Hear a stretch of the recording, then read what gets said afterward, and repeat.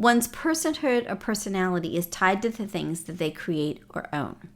A person cannot have a sense of identity without the protection of these parts of their personhood.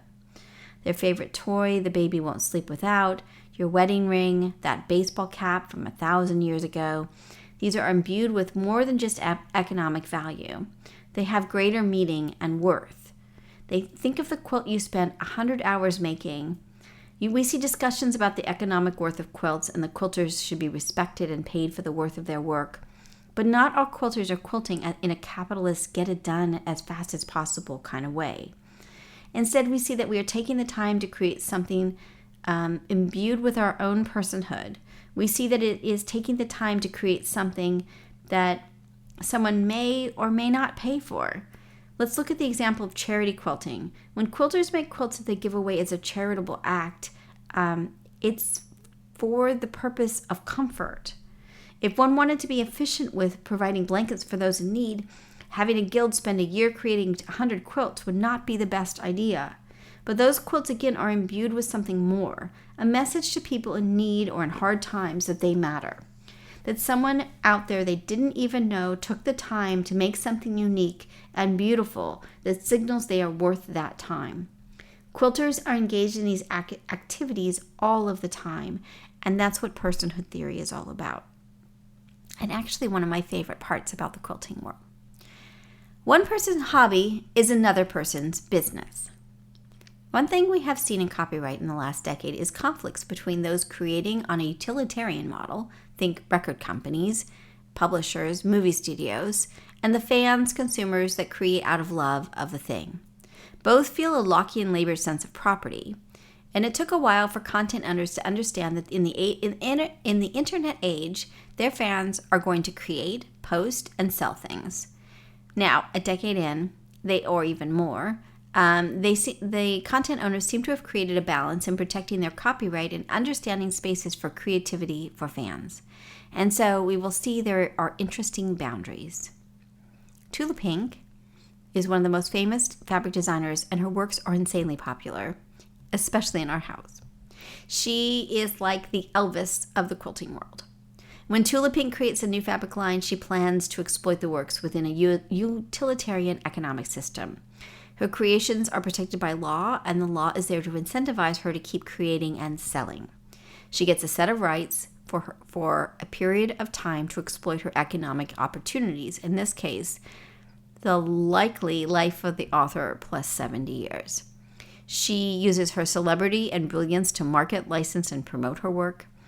But Tula also might feel she has mixed her labor, in this case her hand-created drawings, and that means those drawings become her property. Lockean labor theory. She also might care deeply about the creations regardless of whether they make money or not. In fact, she feels so connected to the sample quilts she makes, she keeps them and never gives them away, even though they would be worth a lot of money. In an interview, she talked about how she never gives away these quilts, that they're not for sale, and that when she has given one away on a rare occasion, she finds herself making it again to replace it. That feels a lot like Lockean labor theory to me. That feels not only like Lockean labor theory to me, but personhood. That they mean something to her. She doesn't want to part with them. Copyright law protects that empire so that she can license her creations, but also keep them if she wants. In 2019, she announced that Bernina Sewing Company would be putting out an exclusive line of limited edition sewing machines that started at $4,300. She was lending her name and trademark and her distinctive style, which also influences the aesthetic of the design and features of the sewing machine.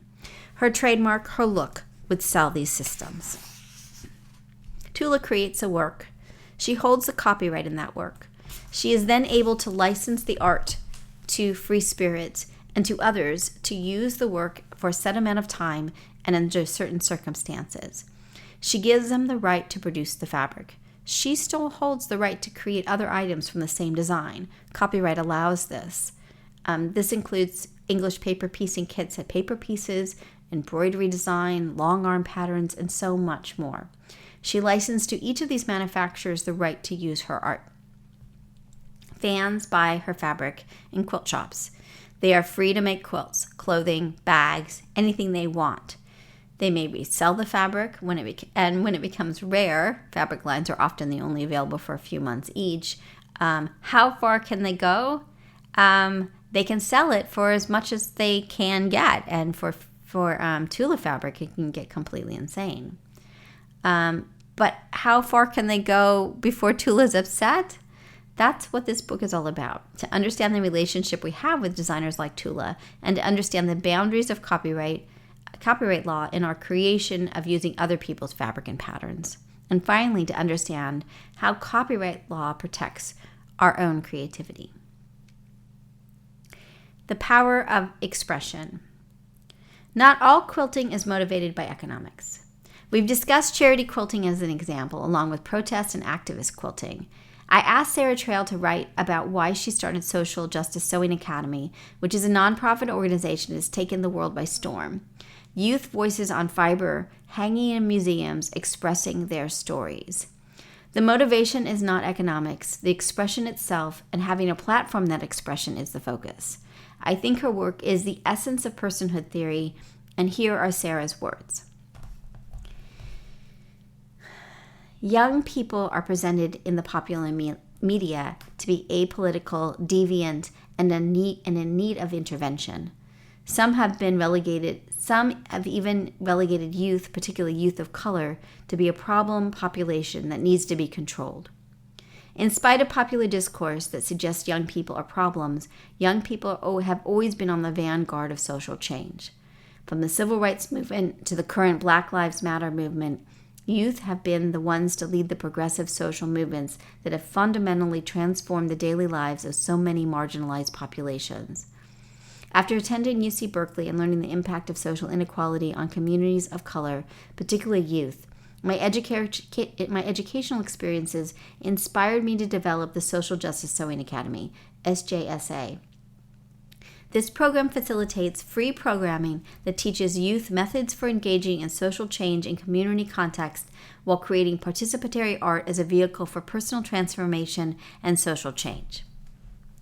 When I was 16 years old, I was saddened to learn Trayvon Martin was murdered. Trayvon and I were born only days apart, and our lives, both valuable and precious to our families, had very different outcomes. My first portrait art quilt, Rest in Power, Trayvon Martin, was designed as a memorial for the young black teen who was murdered due to fear of the unknown felt by another man, which was largely due to Trayvon's race. These events inspired me to create Social Justice Sewing Academy, SJSA. SJSA is a critical education program that fosters participatory art as a vehicle for personal transformation, community cohesion, and social change. It is a place where people can come together to create art that provides healing, self-expression, and a call to action. SJSA has workshops to create quilt blocks that are designed by young people who may have never worked with fabric before. These quilt blocks are constructed with colorful fabric by a new fabric artist who speaks his or her heart through the messages and meaning placed on the block. The blocks are designed by young folks who may not have had the opportunity to take expensive sewing or art classes and may have never had their voices heard. After the workshop is completed, the blocks are distributed across the nation to experienced volunteers who embroider and embellish the blocks with their own special touch. The final product is the quilt block, perhaps designed by a 13-year-old girl about her desire to motivate her community to combat gang violence. That same block may be embroidered by a 70-year-old woman who lives in Vermont and has never felt the pain of losing a family member or a friend due to gang violence, but wants to help start a movement. By bridging these two fabric artists together through sewing, a common ground of understanding and empathy is found, and the collaboration creates one piece of art of an amazing art quilt. The art quilts that I sew together bind Americans from all walks of life, age, gender, sexuality, and socioeconomic backgrounds together to create an art quilt that will speak to joy and pain felt individually and as a whole in a collective, non-threatening, and non-judgmental dialogue. I believe that by having productive dialogue, people can drive out hate and replace it with love. Personhood theory and empowerment together. So, and Sarah's work has now been in like museums everywhere. She has a C&T a book by C&T, published by C&T that she co-authored with Teresa Duryea Wong, which is just incredible. And just Sarah is a remarkable and very she is amazing. Like what she has done is just brilliant and powerful and incredible. Okay, The Clash. Pattern designers unite. Pattern designers feel that when they mix their creative labor with elements from the world and make a pattern, that they hold a property right, a copyright in the pattern. They have fixed their creative labor into a concrete form. This is Lockean labor theory at work. Then we see all kinds of people, other pattern makers, shop owners, guilds, and groups. They come upon the pattern and they do upsetting things, as in the pattern maker's mind, to the pattern. They take a picture and reverse engineer it. They think it because it's free, it's fair game to distribute widely and even rewrite the pattern. They think they can make it and they can make copies of it. They think they can teach the pattern to a class without the class purchasing the pattern. They can make their own, changing only slightly, things like 10%. They post it on the internet for all to see as a form of sharing. They make a copy of their friend's pattern to save money. Why? They are not seeing the economic value of the pattern. They are not doing the same thing with fabric. They can't, but they can in the current world with patterns. Free patterns seem to confuse a lot of people. If it is free, then there's no utilitarian value being placed on it, and therefore they interpret free as free for all and without copyright. Free does not put something into the public domain, but they can see it as less valuable. Fabric companies put out free patterns to sell the fabric lines. They are using the pattern as a tool, and it's not the focus of their business model. But they have paid for the pattern behind the scenes, and it's not actually free. There's a cost, and that's being put into the cost of the fabric in some way, right? So why do people steal patterns? I used to believe it was because they had a dark heart or that they were stupid. I couldn't really understand this disconnect, but now I think it is just a theoretical disconnect. They do not see the pattern as Lockean. They think the pattern is put out there for their benefit, but the benefit is utilitarian. The copyright holder is incentivized to make this beautiful pattern in exchange for an exclusive economic right to exploit and control that work. Somehow that message has gotten lost. We also see that just because someone feels that their work has been stolen, that it's a Lockean labor feeling, doesn't always mean that copyright is protecting that pattern. And we'll discuss that more in section 2, creating works and protecting works. We've seen over the course of Just Wanna Quilt that a lot of people want to protect patterns that actually don't have copyright protection on them. They're just they don't have enough creative elements to it. That's also problematic when people are overprotective of things that anyone can use. So this book is about understanding the balance of copyright and not one side or the other. And New Orleans.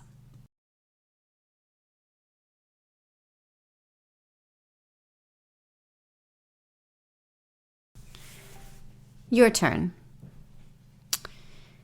Look at your own practice. Look at your own artistic practice. What parts are you engaging in?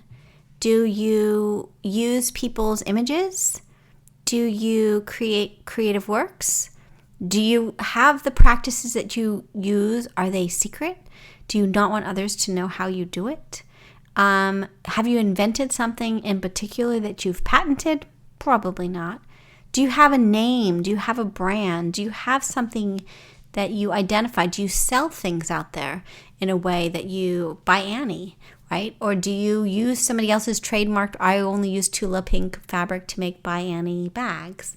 What part of your process is using other people's creative work to facilitate your own?